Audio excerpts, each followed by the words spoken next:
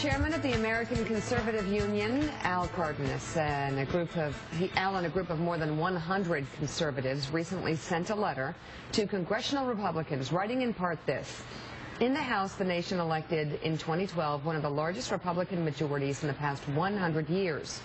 You have a mandate to fight for conservative principles that is arguably much broader than the one that narrowly re-elected President Barack Obama claims to have for his leftist agenda.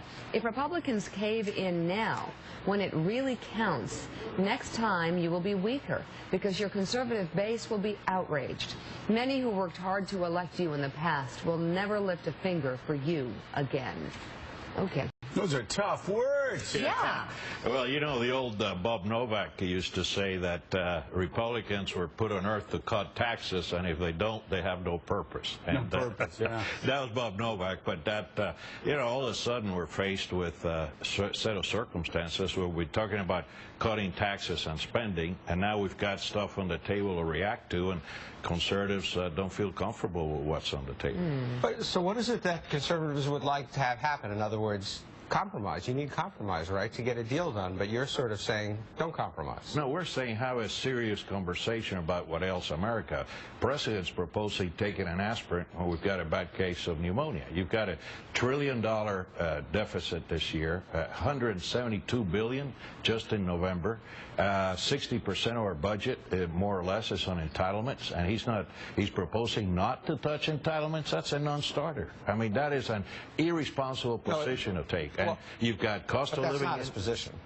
Well, that's what he said. He said no entitlements. He said sequester is not going to happen. No. And he said, well, look at the campaign. He said 3 things. Sequester won't happen. That's campaign pledge. He pledged that entitlement reform is not going to take place now, and we won't cut your benefits. That's what he said. And the third thing he said is that he was going to implement Obamacare, which is $1.5 trillion, tax increase on Americans comprised of 19 separate taxes. Now, you put that on the table, and where do you start? Michael Steele. Hey, Al, how are you doing? Hey, Michael, I'm doing great. Good to talk to you. A quick question for you. In terms of this sort of notice that conservatives have given to members of the House, how do you expect Boehner to go into the negotiations with that kind of sitting in his hip pocket? Do you see it weighing him down at all? Is the emphasis from conservatives around the country that you're talking to more on, look, let's see what those cuts are going to be to entitlement programs that the president has not put on the table so far, or is it something more or less than that? Well, we want to start a conversation on much deeper cuts, and then we think it gets serious, and then you could put whatever you want to on the table. We want to do 2 things. Give the Speaker some backbone on these negotiations, and B, he's going to be better off telling the President, look at my constituents and the conservative movement is saying about where we are, and look how much how much latitude I have in talking with you.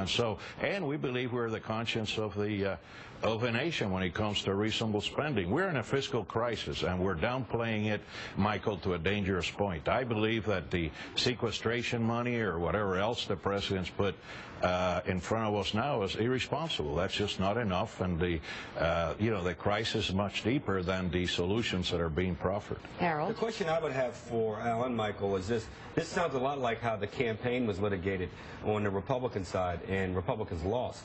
So I'm trying to figure out what's different. I hear your point about taxes and spending, but the president ran on a specific plan of we're going to raise taxes on the highest earners, which taxes should go up on the highest earners. I think the country's accepted that. I think your argument is entitlement cuts have to come. But this was the argument that was made during the campaign. What is the difference now? I don't understand where. I have great respect for you and Michael both, but I don't understand how that political argument differs from what we saw over the last 6 months. And as we well know, Democrats picked up seats in the Senate and the president was reelected. Harold, there's no winning hand in politics in this argument. Every poll I have seen since the election showing different ways to solve the crisis, Americans don't want them. We proposed we exposed the challenge. Americans buy in on the challenge by and large, and then you proffer all these solutions, and we don't want to take the medicine. And so Congress is going to have to make decisions.